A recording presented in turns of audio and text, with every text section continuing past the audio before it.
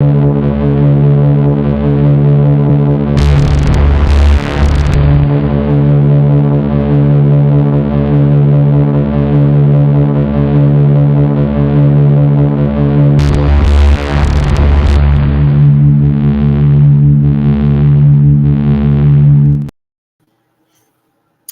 everyone, and welcome back to Southern Discomfort.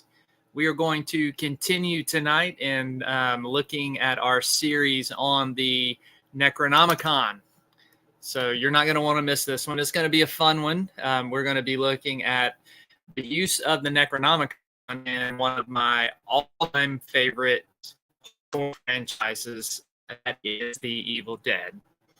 And Bethany was just up here with me. I don't know what happened to her. She has disappeared. So hopefully she will be able to come back up and join us for this very enlightening topic on the Evil Dead franchise. We're going to wait a minute and let some folks hop into chat before we get things underway. And I am making sure everything is good to go on all of our other platforms.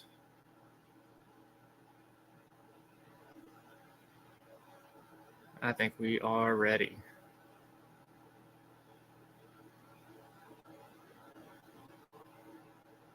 All right. So I hope everybody had a good Thanksgiving break, and we are excited to be back doing this series. Last week, we introduced the Necronomicon, and we talked about its usage and kind of how it blossomed throughout the writings of H.P. Lovecraft. And one of the things that we had also mentioned is in the 1970s, a version was printed that was supposed to be, quote unquote, the real Necronomicon. And this was called the Simon version. And it supposedly came with this Sumerian background and all of this stuff. So what we see when we go to the Evil Dead movies is they kind of ran with this Sumerian background of the Necronomicon. And we're going to explore that a little bit tonight. So, hey, Big Ben, welcome to the chat. Hey, PW, glad that y'all are here with us this evening. Thank you. As I said, Bethany was on here. Let me find out what happened to her.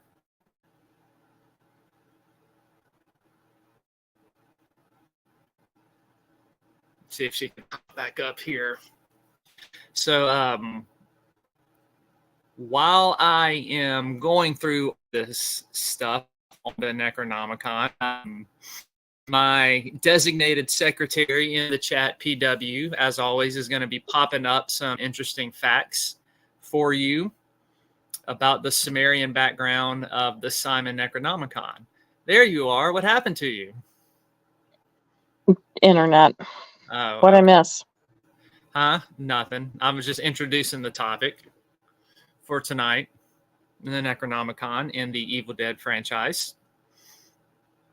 And we're just saying hey to people in chat. PW's here. Big Ben is here. There's Dustin. PW. Dustin is there.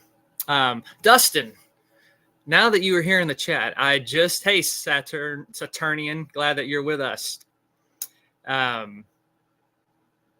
Dustin, I had a brilliant idea. I wanted to run by you. Okay, so we all know that the Evil Dead franchise is my favorite horror movie franchise of all time by far, and inspired my Johnny books and everything like that. And we have already so many original things that we do with this channel, right? We got all kinds of different content that we do. We've got sock puppets. We've got some of the greatest RVs that you will ever find. We are looking at purchasing a boat that looks like the great value version of Noah's Ark. But to make things complete, Dustin, what I wanted to do is I don't think I can call myself a true Ash Williams fan unless I cut my hand off and get like a chainsaw hand. And I'm going to need you to help me with that. I'm going to need you to figure out how we can rig this thing up to make it go and how I can use it. Actually, what we could do as well, not only with the chainsaw, Dustin, we could rig it in some kind of way with an EMF reader for our investigations, and I can have like a chainsaw hand EMF reader. But I'm also going to need you to hold me down and chop my hand off to do that. Everybody in chat making notes to later be able to tell the police when they ask what happened. And now you can tell them exactly what happened when they later question all of us. It was voluntary. As to why this idiot probably bled to death. It's voluntary. And Dustin's probably going to be charged with murder. I mean, like... No, it's voluntary. Dustin's not going to let me bleed out. I'll pass out a few times, but I want a chainsaw arm, chainsaw hand. Well, again, whenever it gets infected with sepsis and goes to your heart, again, everybody in chat, take notes. We can later tell the paramedics and the police when they open up the investigation exactly where it started. Look, Big Ben says I'm going Cyborg Texas Chainsaw Massacre. Yeah. Little Ash Williams, Cyborg. Can I just say, this is one of those thoughts that I'm pretty sure would qualify you for handicap parking. Well, I mean, it really would, because I would without hand, I could get. I mean, yeah, but that wasn't the handicap I was thinking of. Oh, hey Kenneth, welcome to the chat. Glad you're here with us. RPI, thank you so much for stopping by. So are you just not going to be pleased until you get some sort of infection like gangrene, sepsis, something, because you and Dustin just have to prove you're the redneckiest, trashiest of them all? No, I mean, this has nothing to do with that. It's just I want a chainsaw hand like Ash Williams. And I want a little EMF reader on the end of it for our investigations. I mean, you see me walking through the houses and stuff for investigation, like waving a chainsaw hand and like the lights going up. Dustin, every time we need to figure out instead of like beeping lights, like when, the energy starts to pick up, it has to like rotate the chain faster and faster and faster. And like a red ping would be like the chain just going crazy. Hey, crossover. Welcome. How would you even get dressed or eat or drive or... Come on. You've watched the movies. You know the chainsaw is detachable.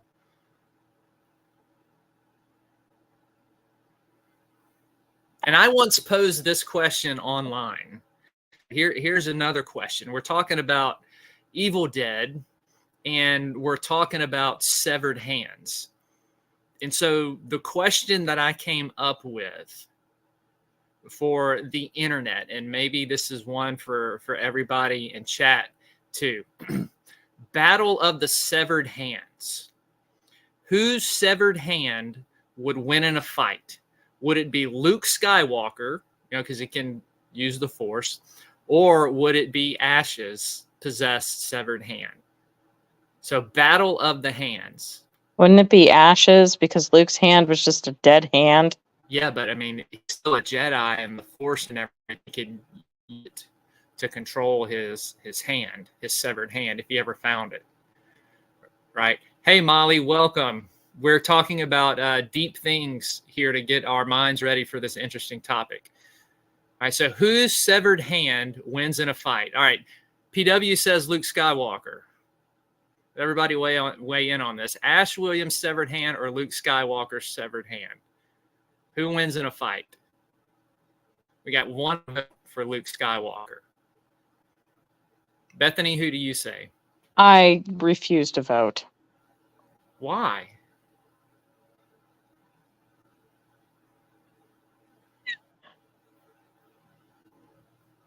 Why do you refuse to vote? I don't know. Just that little thing called common sense. Okay, fine.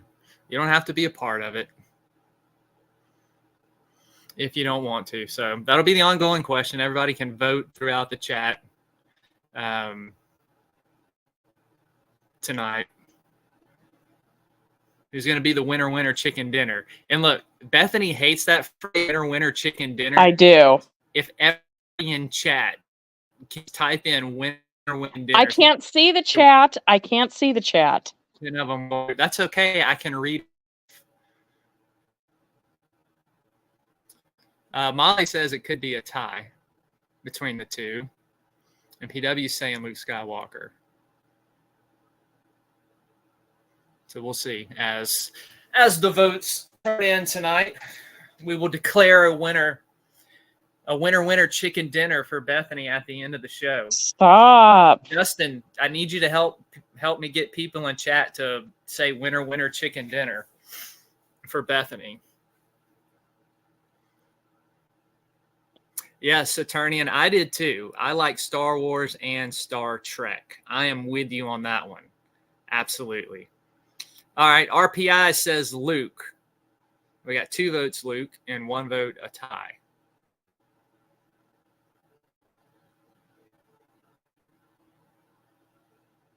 We'll see what else comes in. So while we are waiting for the votes to come in, Bethany, are you ready to get started on our topic for tonight?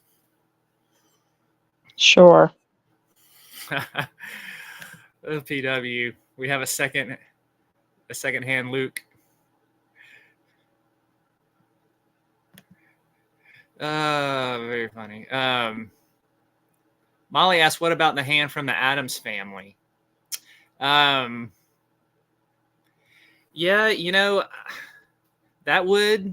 we could include that one in there. How about the winner chicken dinner faces the severed hands from the Addams family? How about that?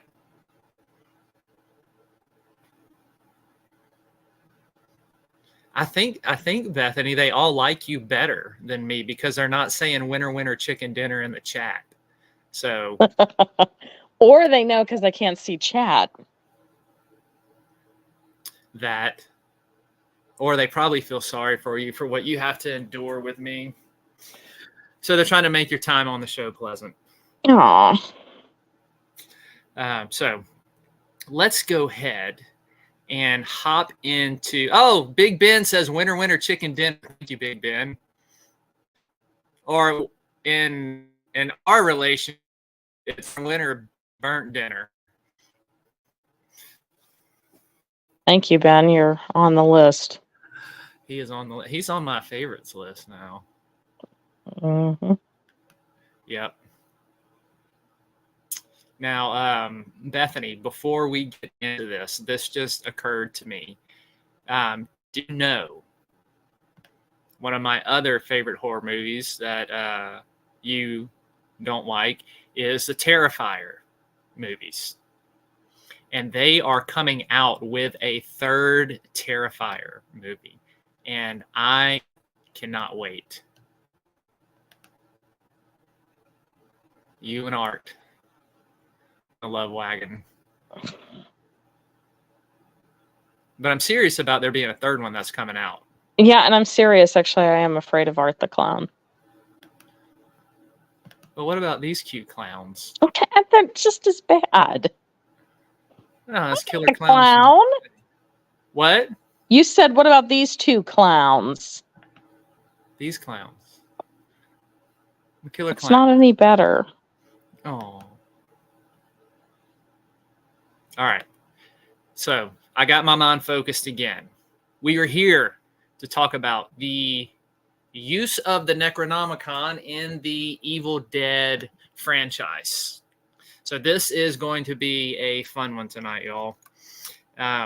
What we are going to start with is we're going to talk about the 6 Necronomicons, right? So there's 6 Evil Dead movies, and the Necronomicon shows up in all 6 of these movies. So here is a little picture that I found online. That includes these, right? We have the 1981 Evil Dead, 1987 Evil Dead, Army of Darkness Necronomicon, Evil Dead Remake Necronomicon, and Ash's Evil Dead Necronomicon.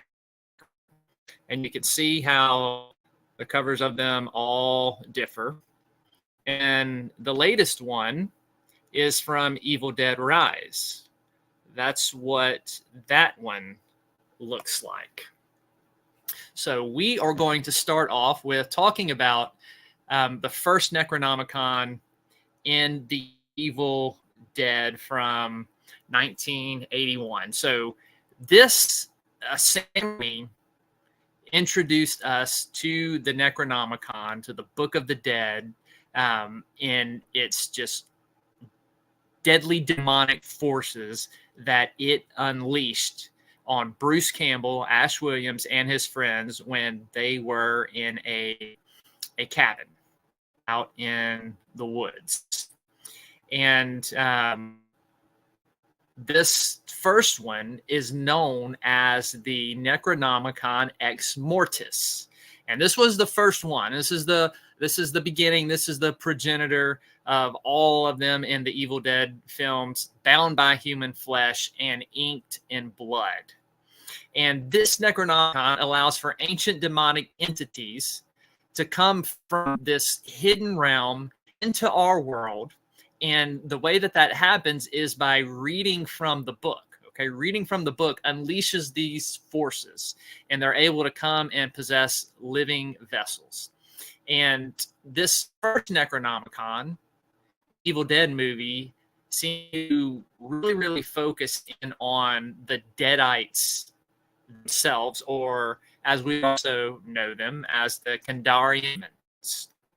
And in the original Evil Dead, these Kandarian demons lurk in the forest, and they're unleashed when the book is read on that tape, and they begin to possess all of the friends of Ash Williams. And we're going to get into the different rules of possession in the Necronomicon. So that is the first Necronomicon, the Necronomicon Ex Mortis. And this one continues on in the series. We get to Evil Dead 2. Right, this one is from 1987, and it's kind of the same thing. The Necronomicon Ex Mortis.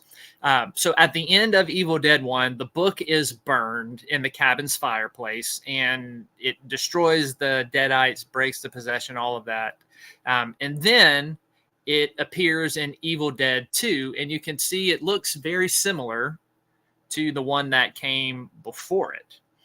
And this is the book at the end of Evil Dead 2 that gets sucked up into a time warp, connecting our film to what comes after it in 1992 with Army of Darkness. And when we go back and look at the beginning of Evil Dead 2, Professor Noby's discussing the Necronomicon and tapes recording, but he also refers to another book, the Naturom Demonto, and we're going to look at that here in a little bit as well, because it's going to come into play. It's supposedly like this. Well, I'll save that. I won't get into it, but that's what we have so far. Any questions, Bethany, about Evil Dead 1 and Evil Dead 2? No. Nope. All right. Let us proceed, shall we, to one of probably my favorite film in the entire franchise, which is Army of Darkness. All right, Ash gets sucked into this time warp, and he goes back to 1300 AD. And he's got to locate the Necronomicon. And he's got to present it to this wise man in order to return to his own time period. Because, I mean, his job at S-Mart is totally important, right? You just, you know, the world's depending on him to work at S-Mart. So he's got to get back there. So, because he doesn't want to be stuck in 1300 AD. And this is going to come into play. This is a key thing, too, once we get deeper into this, is that in Army of Darkness, if y'all go back and watch this movie, you will remember that how many Necronomicons are there? Not one, not two, but 3 Necronomicons. You remember that scene, Bethany?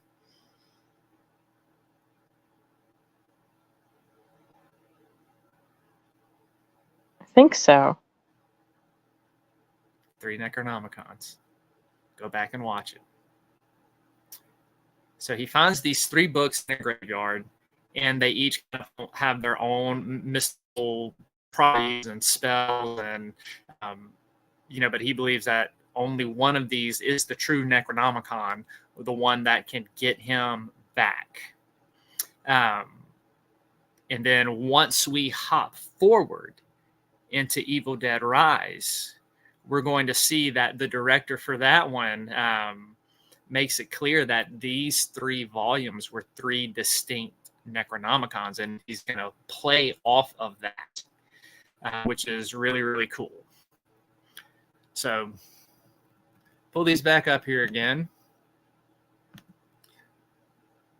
Evil Dead 2, Army of Darkness. And now let us look, because we're gonna stay in the Sam Raimi universe here. So we're gonna jump ahead before we get into the remakes. We're gonna look at Ash versus Evil Dead and the Necronomicon in this one. So this is the source, kind of going back to the first one. The Necronomicon in this series is the source of all the Deadite possession, everything that's going on. It's in this series, too, that a lot of the Sumerian background comes out about the Necronomicon, about the Kandarian demons. You got the dagger. You've got Ruby comes into play. You've got the Dark One. So they really develop the mythology a whole lot more in this one. So you can see it's a little similar. It's still kind of got the face and everything like that, which makes it different than the Necronomicons we're going to see in the Evil Dead remake and then in Evil Dead Rise. Now, we don't know because the series never ended, right? Of those of you who watched Ash versus Evil Dead, you know that this Necronomicon is the one that was in Army of Darkness, but they never show what happens to the Necronomicon because the series is cut short after 3 seasons, so we don't know how it ends. We don't know how they supposedly destroyed the Necronomicon. We never got privy to that information. And again, this series kind of follows the same rules for Deadite possession and everything like that. Now, these all kind of represent one Necronomicon.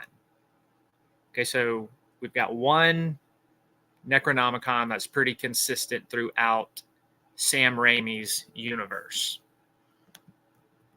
Am I making sense, baby? You follow me?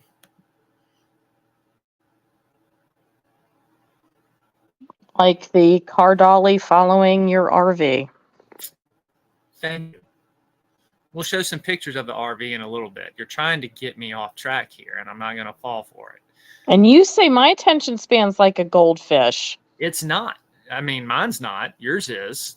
No, you're like a freaking Dalmatian. You just lose interest and then just go off topic. I'm not losing interest. I'm still talking about the Necronomicon.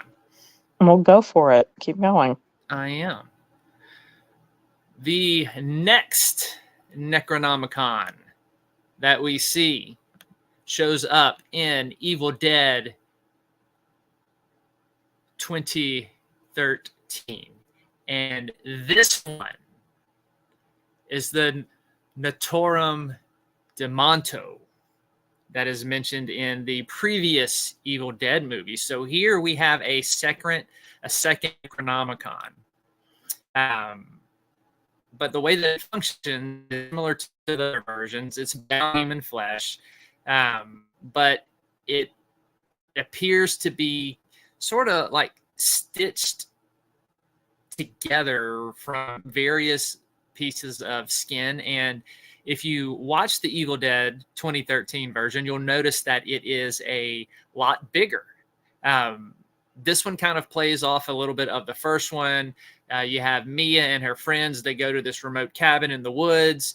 They use the book to awaken what's called the Abomination, this dangerous entity that requires 5 souls in order to be reborn. And Mia thinks that she destroys this creature and the Necronomicon when she burns the cabin to the ground. However, at the end, we see the book laying on the grass in the final scene. So that is the second version of the Necronomicon. So that now leads us to the third and final version that is found in Evil Dead Rise. This one right here. This one in the movie, I'm trying not to really give away any spoilers here in case people haven't seen it. But in this one, the Necronomicon is found buried in a vault of a bank beneath an apartment complex. So Evil Dead, it takes us out of the woods and it puts us in suburban life in an apartment complex. And this one resembles the version found in the Evil Dead remake. I mean, you can see some of the veins, and it's got stitches, and it's got these teeth-like clamps that shut. And then what happens, these vinyl recordings are there with the book, and similar to the first Evil Dead, these vinyl recordings are played, the book is open, and the forces of darkness are released, and all hell breaks loose. And I have enjoyed all of these, even the remake. And what's different about this one is they don't focus on destroying the book, and it's still kind of left. And so this movie ends with leaving us hopes for something else to come out in this Evil Dead universe, which I'm excited about. There's more to come. So this is those are the 3 versions of Necronomicon. And we're going to get into next about these 3 different versions and what is supposedly contained in them about Deadite possession. Let me hop back in a chat and see if we got any new folks I need to say hi to.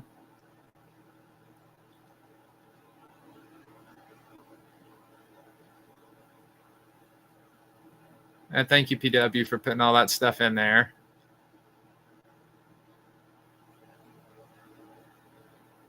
Oh, hey, Bethany. Dustin said, winner, winner, chocolate Vienna sausage dinner. Okay, change the subject. Get back to what PW posted. For those of you who don't know what we're talking about, this is what Bethany made us for Thanksgiving. No, that is a figment of your imagination and somebody's god-awful idea of either a joke or horrible tasted food. Oh, okay, get it off. I like that, Dustin. Winner, chocolate covered sausage dinner. That has a better ring to it than winner, winner, chicken dinner. Don't you like this one a little better, Bethany? I don't like you. Get it off. Come on. Oh, come on. It's disgusting. Thank you. Ugh. Dustin brought it up.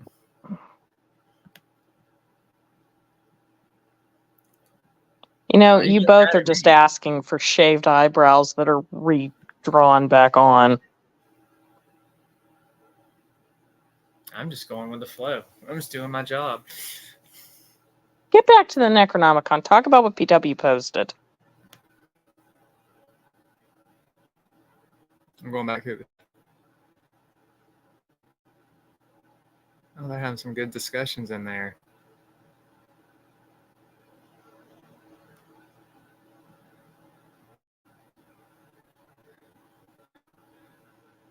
All right. So, if you go back and you watch these movies, and which I do all the time, and thus the topic, and you could say that no life thing like this all connects to movies like, and I have no shame. These are the things I think about at times, but it makes for interesting topics on this show.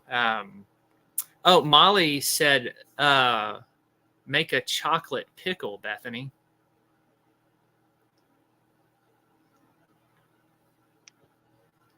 That actually was something I used to eat when I was pregnant. Oh, yeah? Mm-hmm. Did you like fondue it, or did you just like hold a pickle and squirt some Hershey syrup on it? And I did that. I would take vanilla ice cream, chocolate syrup, and then I would use a dill pickle to scoop it up. Yeah, Dustin, your chocolate that spring was like a cat turd that was brought out of the box.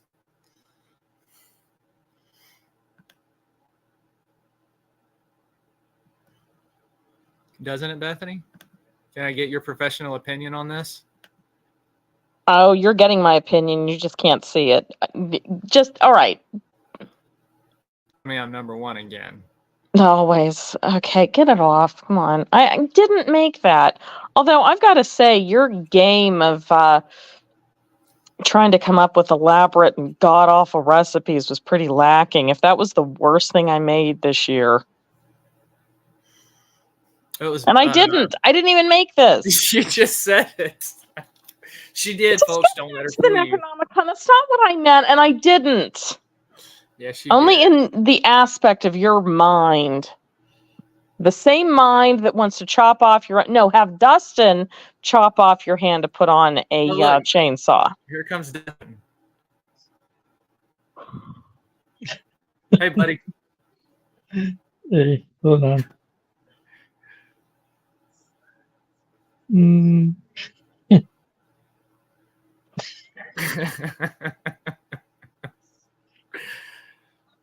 I didn't. Okay, I did not make that. What is that? That's chocolate covered pickles.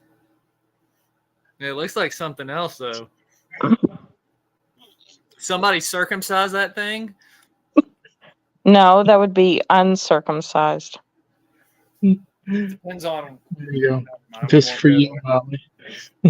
All right, I gotta get back down. Now those look like cat turds. All right, just get back to the Necronomicon. Well, I'm trying to take it off. Hold on. I love pickles, so I would probably try it. Now get back to the Necronomicon. Okay. Where was I at with this? Right. So with all of these different versions, 3 different versions of the Necronomicon, you're going to have some interesting things. If you go back and you look at how these work in the movie, how the possession works in these movies, you're going to see some different things that are happening, and it can kind of be convoluted. So we're going to try to work our way through it here just a little bit. So when we look at the first Evil Dead and how possession works in that movie, we talked about how it comes through the Necronomicon, while the recording is played, and the first Deadite that comes onto the scene is Cheryl. It's Ash's sister. So she is, they had that notorious tree rape scene. Like, that's one of the famous scenes in Evil Dead. And every character becomes possessed who is either wounded at some point or takes their life. So this is one of the key things in the first one. If you get wounded or if you die, you get possessed. So that's kind of how the rules go with the first one. Scotty is pretty much drawing his last breath in this one, and this is when he turns into a Deadite.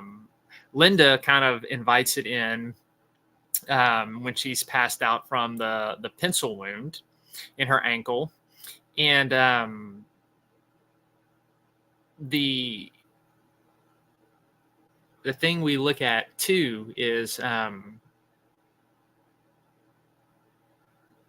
in Evil Dead with Bruce Campbell and Army of Darkness, one of the things that we are going to see with possession is that the Deadites also take possession of people who are weak-willed.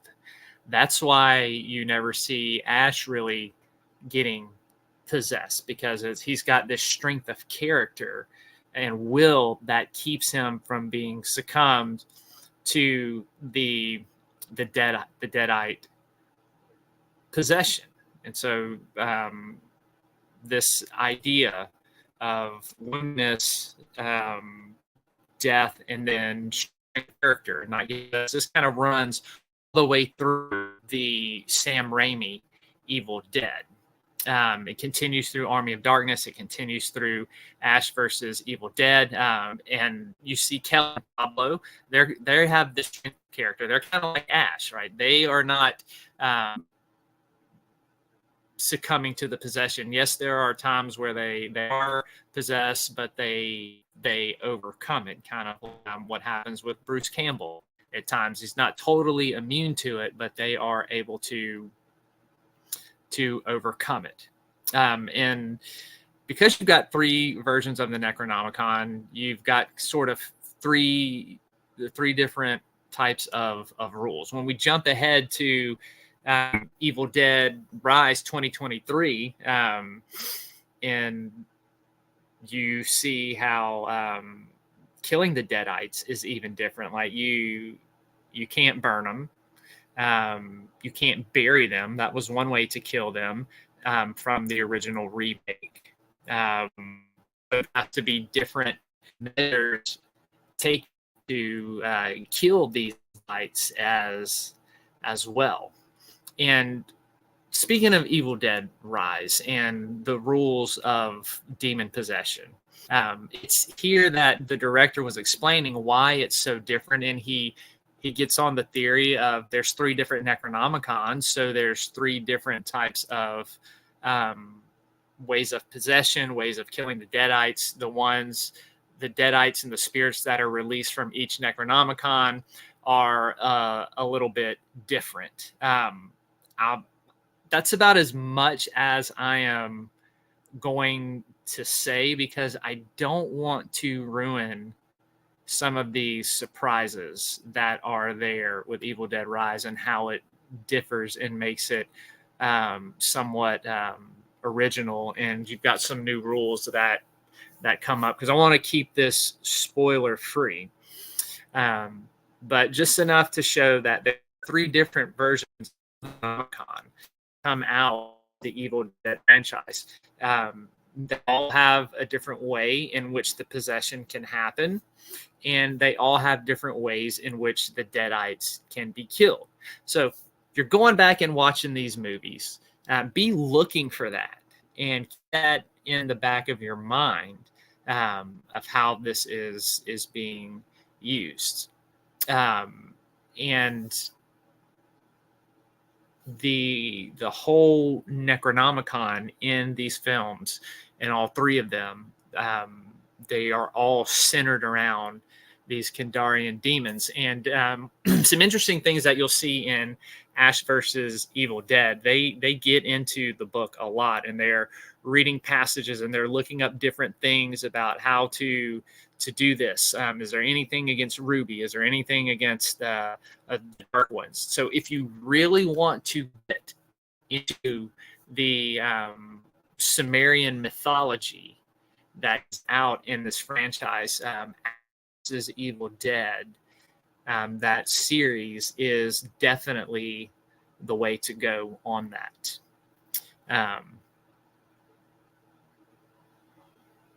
You got anything, Bethany? No. Bethany, how would you rank the Evil Dead movies? Favorite. Let's just do, have you seen the new ones? Yes. Okay. So all 6 of them. You got Evil Dead, Evil Dead 2, Army of Darkness, Ash versus Evil Dead series, 2013 remake, and Evil Dead Rise.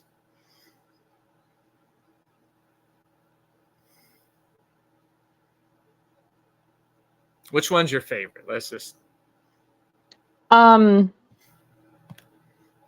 I would say Evil Dead and Evil Dead 2 are pretty tied. Okay. So Bethany says Evil Dead 2. Go bother people in chat. I am.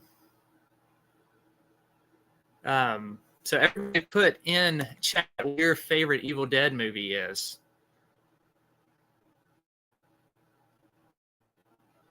I had to show you what Dustin's doing.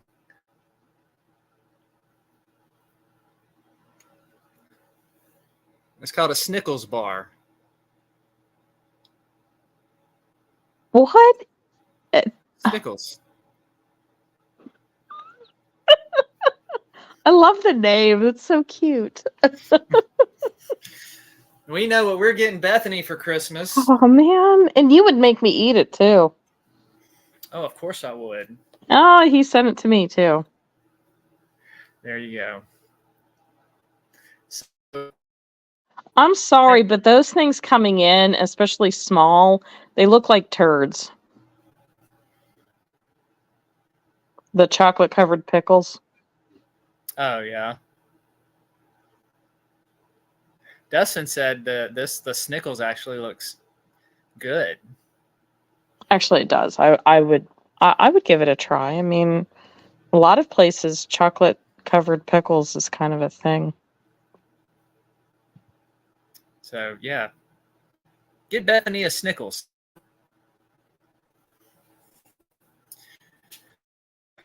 Tonight was just kind of a little fun one to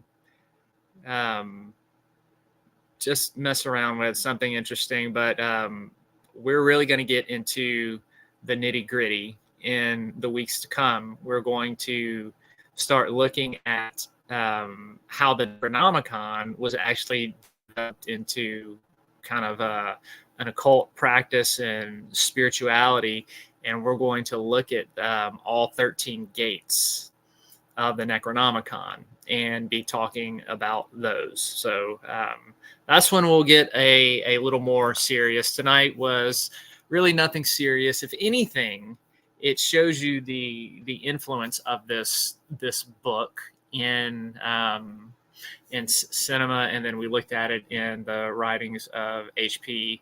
Lovecraft, and we've talked about there's been several versions out there, but how this book was fiction.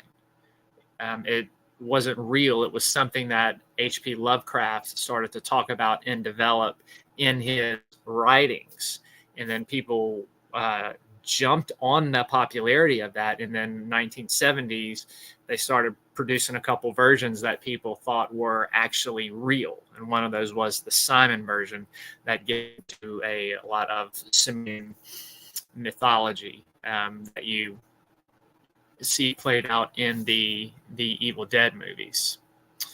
So just some fun facts for tonight. PW put a lot of cool stuff there about the Simon Necronomicon in chat, about its content and what it talks about on demon possession and things like that. So thank you, PW, for doing that for us, for sure.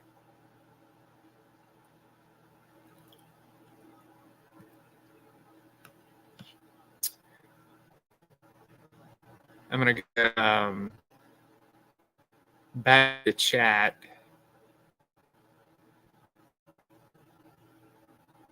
See if there's anything else.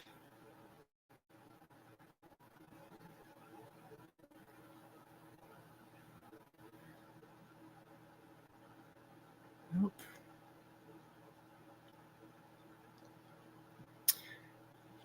Oh, the other thing I wanted to make y'all aware of. Hold on one second. I'm going to put this in the chat. I told y'all about that movie Death Toilet. I'm putting in the chat here.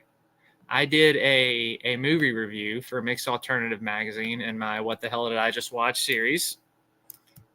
If you want to go out and read this interview on possibly the worst movie I have ever had the privilege of watching. Bethany absolutely loved this movie. It was by far her favorite movie that we have ever watched together. No.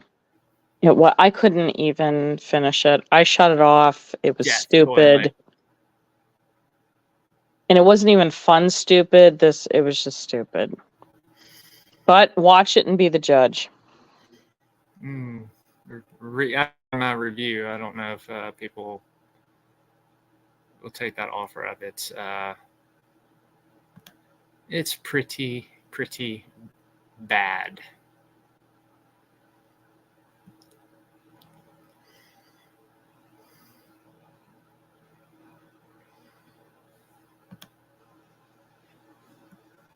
I'm going to throw some of the things up here on the screen that PW's been putting out there.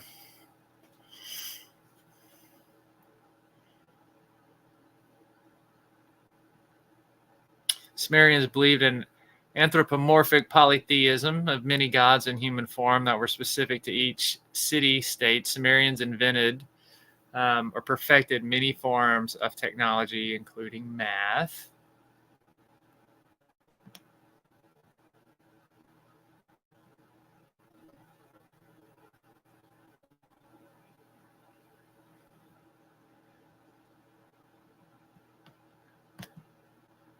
Some other things. Spirit possession is an unusual altered state of consciousness and associated behaviors which are purportedly caused by the control of the human by spirits, ghosts, demons, angels, or gods.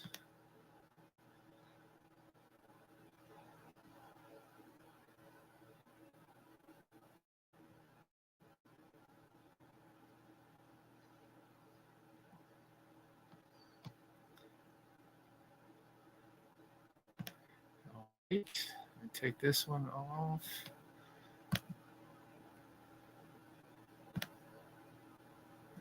Still need some votes in the chat about whose severed hand wins the fight. Luke or Ash Williams. Vote now, because we're going to wrap things up pretty quickly.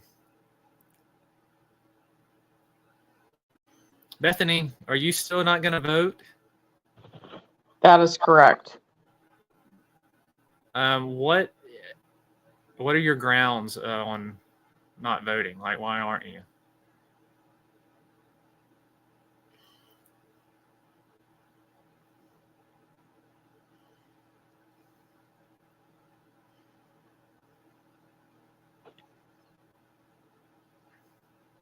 How about I think it would end in a tie? Oh, okay. So we have 2 for ties, 2 for Luke. Nobody's voting for Ash? Come on now. Dustin, vote for Ash. I can't help but feel that, okay, you're comparing, I'm going to be honest, realistically speaking, Ash would probably win. It doesn't matter that Luke is a Jedi, his hand is dead. They had to give him a robotic one. Or cyborg. Yeah. They can still prosthetic. Fling that dead hand around. It's like a slab of meat, slapping people with it. Right. So which one do you think, like, logically speaking? So there we go. Oh, I mean, I'm for Ash's severed hand. I mean, you saw what it did to him in the movies, and it even comes back in Ash versus Evil Dead and wreaks some more havoc.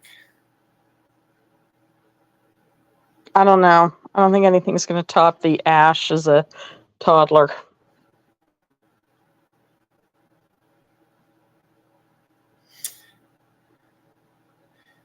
Okay.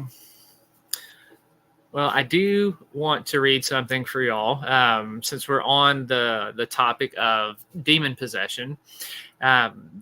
PW wrote this about Mary Magdalene on her Instagram page. If you want to go follow her, you can see all the descriptions in the link.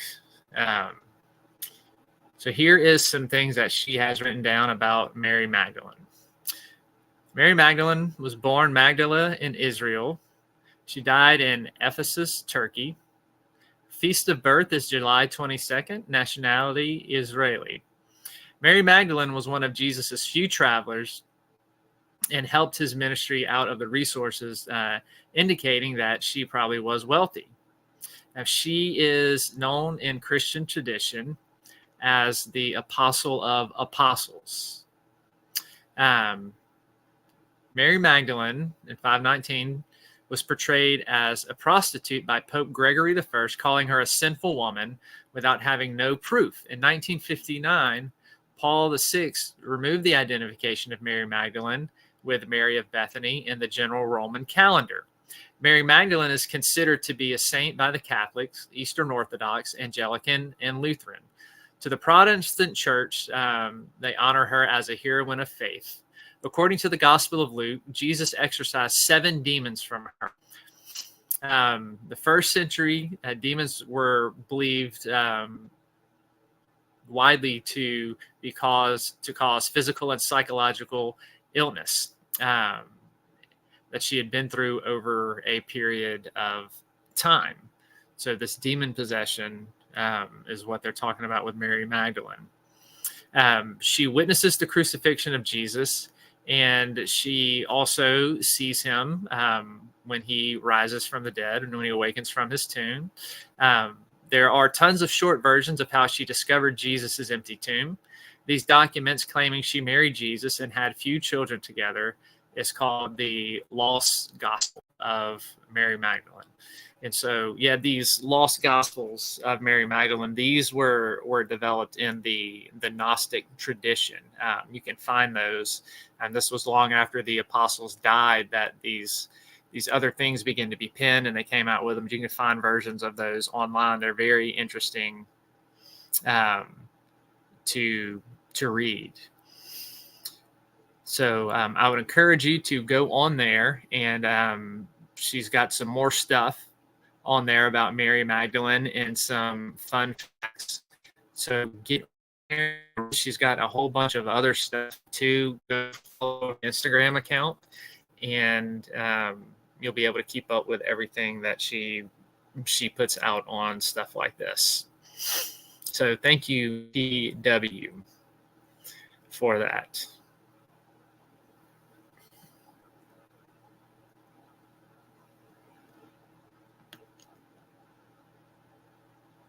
All right. Oh, look what Molly said. On Reddit, they have a Thing versus Ash severed hand. Addams Family versus Evil Dead. There we go. Molly, who do they say wins?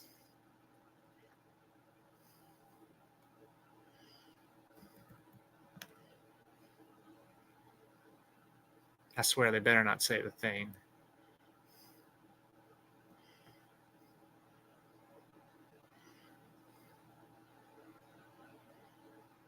Give Molly a minute to answer. See if she can find that for us.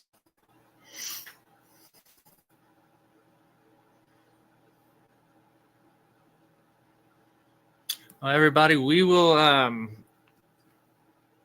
be wrapping up here in just a few minutes, but come tune back in Thursday night. We will be back with our show, Immortal Shadows. We will be in the book of Revelation, looking at chapter 6 and starting to talk about the 7 seals. And that's seals that you break on a document, not the animal that claps his hand and goes, or. I know that was a terrible joke. That was a dad joke. That was a grandpa joke. That was pathetic. Mm-hmm. Ugh.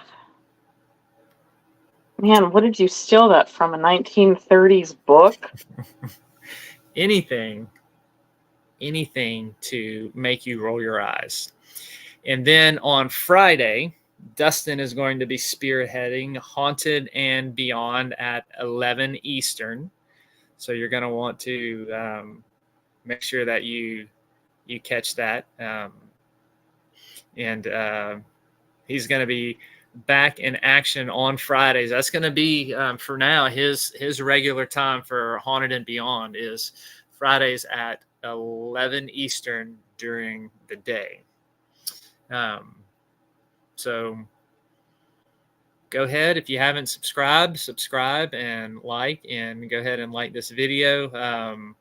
I know this is different than what I usually do. There was nothing really in depth or mind numbing other than my humor. It was just some cool facts about the Evil Dead and Necronomicon that I thought people and fans of the movie would appreciate, especially the idea that there were 3 versions of the Necronomicon, and most people miss that. And they are running with this and using all 3 different versions in this franchise. So I look forward to seeing how they develop this even more. Oh, Molly, you didn't watch it. So, Molly, it was is it like a cartoon? Oh.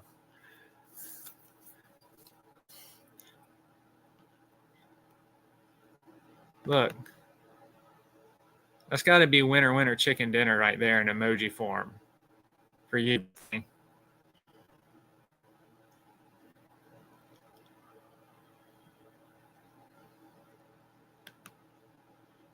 Comment?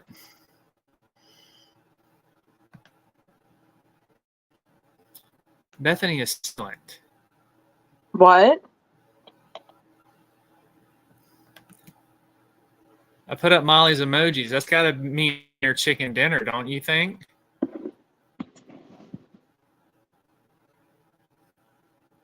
Very funny, Molly. You're on the list. Oh.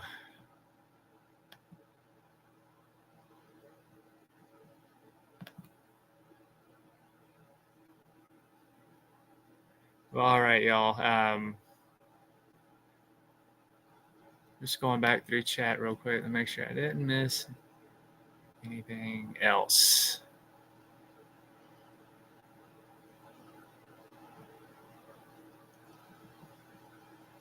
Yeah, if you want to get those Necronomicons and read them, you can find all the different versions on Amazon. They have several different ones. Be good to add to your collection just to be able to read it. But we're going to go ahead and wrap things up for tonight because that is all I have. Unless Bethany, do you have anything we need to address? Honestly, I think after some of your jokes, just put everybody out of their misery. What are you talking about? Don't make me break out the sock puppets. Shouldn't you be off making one for like everybody? And this way you can just talk to yourself and make them finger puppets. I don't need sock puppets to talk to myself. Thank you. That's a scary thought and very, very true. Yeah, I am my best fan convincing me to do things. Dustin. I don't know. I think after you led the show with, I'm going to have Dustin sever off my hand so that I can attach a chainsaw to it. Yeah. Please don't do this for real. Like, please don't, because this is just going to end up on one of the episodes of 1,000 Ways to Die. I won't die. Dustin won't let me die. Because see what'll happen is as soon as he cuts it off, he'll probably have like a skillet sitting in a fire, and then he'll just cauterize it or have a blowtorch. Yeah, with a cigarette in his mouth, probably use the ignited flesh to kind of light a cigarette on fire. I mean, That's a good idea. Do that, Dustin. Bethany just came up with another great idea. Ugh. Do that. Don't do that. Don't. And then ending it with that god-awful, out-of-date grandpa joke. And you say at times, I'm not funny, and I don't get to the point. Yeah.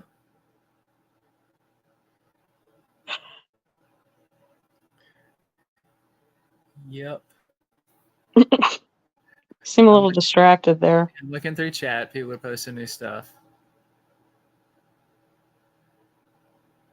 I don't know. I'm starting to get some Dalmatian vibes off of you tonight. Just get out the maybe car keys. Have Emma dangle car keys off camera so that you can stay just a little bit more focused. Oh, look. PW said you have a lot of ideas. Yeah.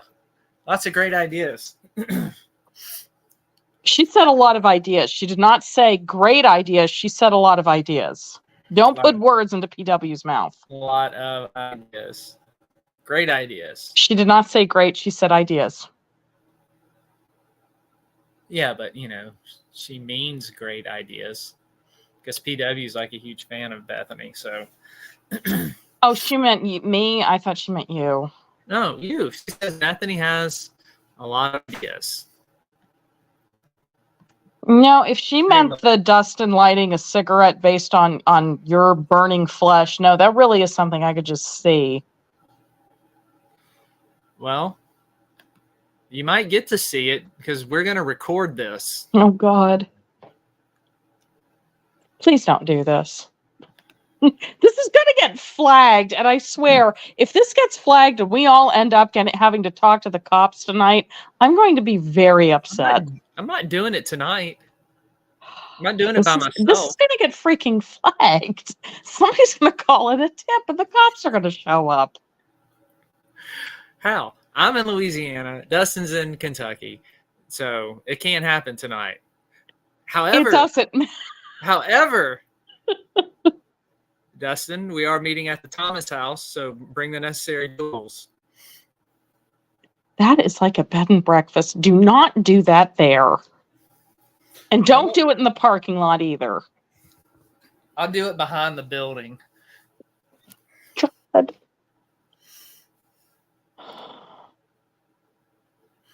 Do it behind the building. You do realize that collectively the two of you together are just bloody well dangerous, right? Well, it depends on what you mean by dangerous. We're not going to hurt anybody. No, just each other. Just, let's just start chopping off extremities. Dustin, you know what we can do? When we chop a hand, we can take my severed hand and we can put it as a hood ornament on the Winnebago. Now, which one would this look better on?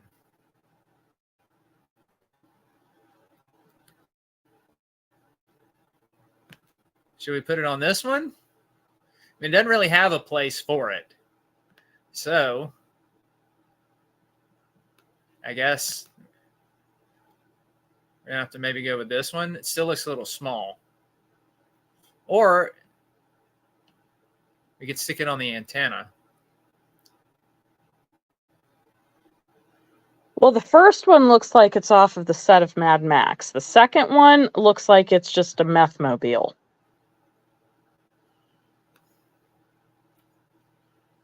And here's our sea-bearing vessel. That thing won't float. That looks like somebody took a kid's drawing and made it a reality. It's Noah's Ark, kids. Yeah, it's like somebody broke into a kindergarten Sunday school class and took their drawings of Noah's Ark and then actually made it into real life. That's exactly what it looks like, yes. And it looks like they had about a budget of, I don't know, what, $50? They were very frugal.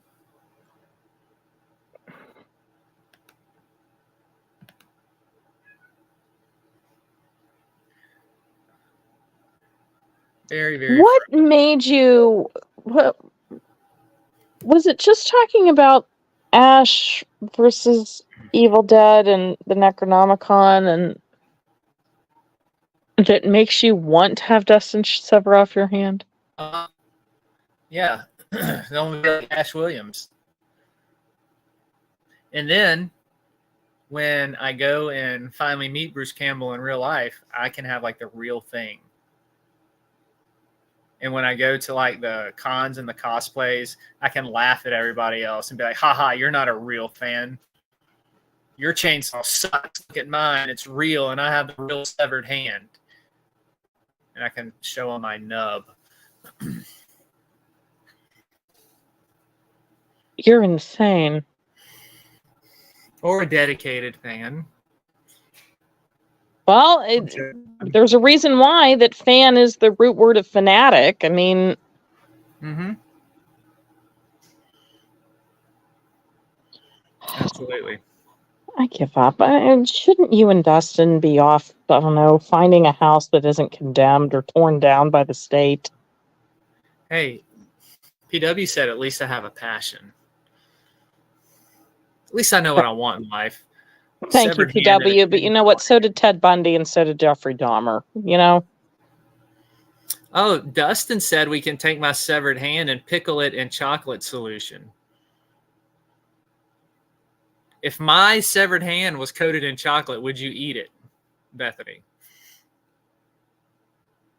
That's not funny. Would you cook it? Oh, stop. You'd be crunching on bone. Okay, stop. Do you know that actually it takes as much force to bite off a finger as it would to chew through a carrot? And the only thing stopping you is your brain?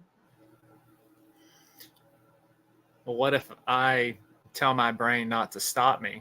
That's not powerful. The brain's a pretty powerful tool. What if I can prove it? Please don't do this. Gosh, This is just a forget challenge. it. Please don't. Please don't. Bethany says my brain will stop me from biting off my finger, but that Please don't do this. Through a finger like you would a carrot. Yeah, that it takes as much pressure to bite off a finger as it does a carrot. That is, medically speaking, thereabouts, yes. So I can... Please don't. My brain would stop.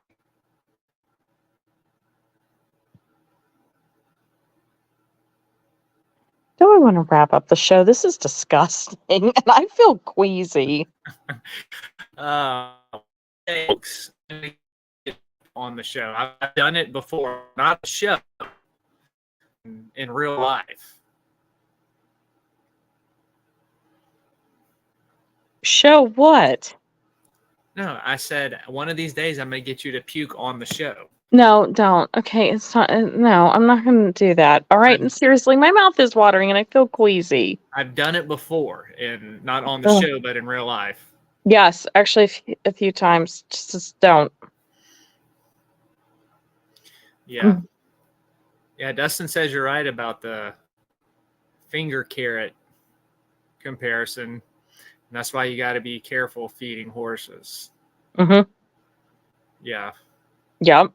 Actually, pigs and horses, yeah. I'm more interested in the fact that you say that my brain will stop me and that I wouldn't be able to do it. And I want to see if I can prove you wrong. You can't. Like your brain is gonna, like you would attempt to bite through, it hurt too badly. Your brain would tell you to stop.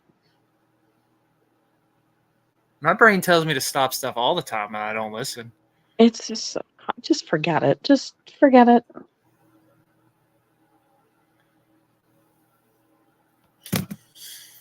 We should just. Why don't you even ask anybody if they've decorated for Christmas yet or what their Christmas plans are? Oh, well, you just asked that. Well, there you go, everybody. What did everybody decorate for? If you celebrated Christmas, Hanukkah, or what's the other holiday this time of year? Kwanzaa. That. Or if you don't celebrate anything and you just, or whatever, or if you celebrate the pagan holiday. We decorated this past week. Yeah, so did I. Or if you don't celebrate anything, you just like pretty stuff. I got my horror tree up, and yep. Bethany sent me a new ornament in the mail. She got me a werewolf ornament. I send him ornaments every year for Christmas. Yes. I'll have to show off some of my ornaments on one of the shows. Mm-hmm. Actually, you should. As well as the tree skirt. Did you ever get the tree skirt? This one you sent, not the original one. Because we had to cancel that one, remember? Yeah. But I have the Krampus one, and then the one with the horror characters on it. Uh-huh. Yeah, actually, you all would like his tree. It's very horror themed. And did you even hang up the garland this year of intestines? No, I have that ready. I haven't hung it up yet. You failed. I'm trying to figure out where I want to put it. I have a garland that's like intestines and body parts. Yeah, I bought that for him. So PW is going to be celebrating Yule and pagan holiday. Yeah, I knew Yule was this time of year. Dustin is going to go to the North Pole and show Miss Santa a real holly jolly time. Yeah, he sent me some of the things. I'm not going to repeat what they are, but Dustin, yep, you will be on the naughty list, my friend. Very much so. You get cold.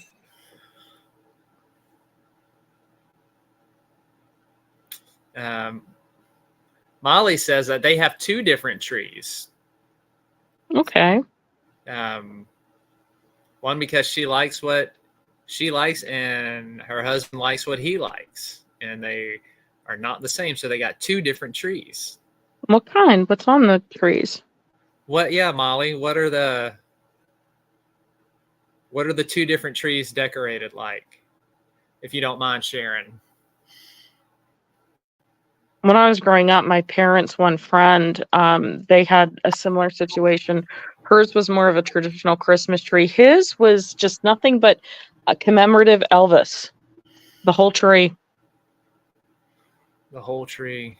Mm-hmm. They even had an angel with Elvis, and he had wings and a guitar on top. That was his tree. He loved Elvis. You know, that gives me an idea. One year I need to do an Ash Williams tree. We need to find a chainsaw tree topper. Right there on top. What is your tree topper? Didn't I get you one? Yeah, it's a little skeleton face. That's what I thought, yeah. It would say skeleton. It's skeleton. It is now because I taught you how to say it right. Shut up. Now, I showed Zeke my decorations, and all he said was, well, hello, 1986. Oh, let me tell you this, okay? Shut up. All right. Before he starts, keep in mind, people, I am a single mother of 3 kids. 2 are autistic. I work. I'm in college full time. I'm tired. So, we were videoing the other night, and she was showing me her Christmas decorations and all the tinsel that she had put up. Pencil And, garland. Yeah, tinsel garland. And she, what you didn't know what to do with it. So she wrapped her garland around a picture frame. It was like she just gave up. Hey, I'm tired. All right. This way, the house is decorated for Christmas, but I don't have a whole lot to take down. And I thought it was like, nothing says I give the F up like wrapping garland around a picture frame. Well, thank goodness I didn't show you the living room because I have garland draped across the TV. So, Yeah. it's called I Want to Be Festive, but I'm tired. I Who like do you your think gets to take? Who do you think gets to take it all down? Me. Oh, yeah, I know. And besides that, you, the kids, and my brother are the only ones who are going to see it.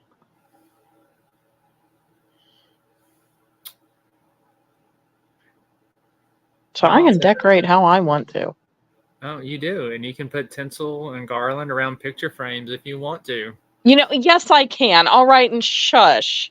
I showed him the memorial that I have for my parents, and you said it looks like 1986 at the trailer park. Uh-huh. It does. Dustin, you got to see her decorations. Shut up. It is not that bad. Okay, maybe it is, but you know what? It's my house. I could do whatever I damn well please. She wants to rag us about RVs and old RVs. I mean, you walk into her house at Christmas time and the decorations look like you're walking into one of our RVs that have been decorated with decorations from 1986. You know what? Okay, but it brings me comfort, all right? It was when I was a baby, and... Oh, you know my taste. I love it. It's not that bad. Really. Mm-hmm. Kind of, but, you know, and there are lights in the garland that make it a lot brighter and a lot more tackier. Well, Molly says hers is green with white lights, pine cones, red bows, and burlap and cinnamon sticks. And her husband's is white with multicolored lights and regular colorful ornaments. So yeah, definitely 2 polar opposites there. Polar opposite. Her sounds very old-fashioned, almost like kind of country cottage kind of themed, and his sounds very actually 1950s. Yeah.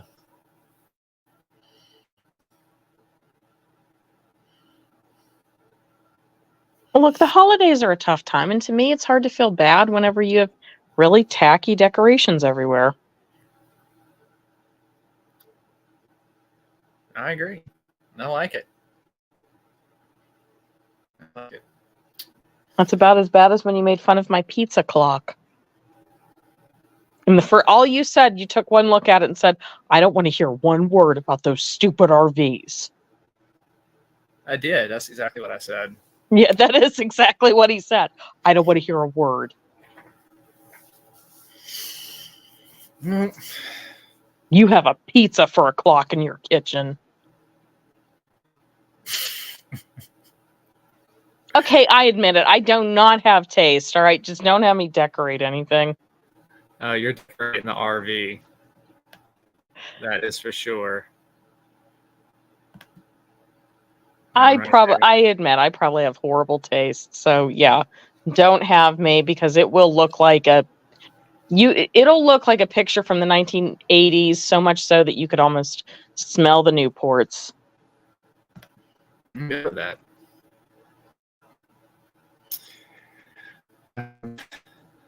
Well, I think we're going to go ahead and call it a night. Are we going to watch You Can't Do That on Television? Yes. All right. So everybody be sure to come back and join us on Thursday night where we'll get into Revelation 6. It will definitely be much more serious than this show. But as you know, I can't myself, so there will probably be impromptu comedy. As long as it's not those god-awful grandpa jokes. The 7 Seals. Don't crack that joke again. Just don't. Just somebody keep going. Who could have been watching, and when I said 7 seals, they thought about 7 literal seals, like, wallowing around on a beach. Then that sounds like a them problem. You could have just hit the gas and just sped on past it. Just keep going. No, I'm not going to do that. I know. No, you won't. I'm not going to do it. So we'll come back Thursday night. We'll be serious. We're going to go into the book of Revelation and continue that on Immortal Shadows. Friday at 11 Eastern, Dustin will be spearheading, and we'll be doing Haunted and Beyond. Thank you, everybody in chat, for hanging out with us tonight in this very, very lighthearted show. Sometimes you just need that. Like, I just needed something light tonight. Usually every time that I do it, I've got something very cerebral on, so it's good for me to kind of then do something a little lighthearted, because once we get back into the series of the Necronomicon, we're going to really be digging into the 13 gates. Let me see something real quick if I want to go ahead and announce this. The other thing we have coming up is December 4th. We're going to be doing another live stream. So we're going to have Thursday's live stream on the 30th, which is going to be Immortal Shadows and Revelation. Then we're going to have Dustin's on Friday the 1st. And then on Monday the 4th, we are going to have a very special episode on Krampus. And I have a very special guest who is going to be joining us and talking about Krampus. So you're going to want to tune into that. And I immediately, and this is where I shoot myself in the foot, because every time I talk about a special guest, if I'm, or if this is something I made up, it's going to be a sock thing. No, it's serious. I have a real guest coming to the show to talk about Prince with us. I can confirm this is a real person. This is not his hand. And it's me in a mask. They're wearing a mask? No, I said it's not going to be me in a mask. That still technically would not be a guest.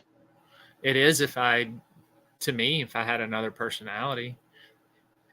I had a friend who once dated a girl who was like that, and who, honest to God, it could have been her trying to get out of the date, but she just looked at him point blank and said that she wasn't there. That's something you would do. To get out of a date? What? That's something I would do to get out of a date. I think that's something you would just do to me, just to mess with me, Oh. just to be a turd. Yeah, I would. I was gonna say, get out of a date. I'm a little more blunt than that. Yeah, oh God, you're as subtle as a gunshot blast. I mean, you are not the type of person that you will ever look at and wonder, I wonder what's on his mind. That is not you. Not me. Yeah, don't ever ask his opinion. So, yeah, we got cool stuff coming up. So, be here Thursday, be here Friday, and Monday for our Krampus special to kick the Christmas season off. Because everybody loves Krampus. True. So thank you, everybody in chat, for being here and hanging out with us tonight as we're just kind of talking and having some fun. Thank you for the support. I'm glad that y'all were active in chat and had a great time talking with each other. Thank you, PW, for putting all that great information in there and doing the thing on Mary Magdalene. Thank you, Dustin, for doing this channel and letting me and Bethany be up here and do this. Thank you for being in the chat, buddy. Vickie will be back with us soon at some point. But everybody, stick around. We're going to do our inspirational video like we do at the end of every show. Bethany, do you have sweet dreams, everybody? All right. Thank you all for watching, and we will see you all Thursday night.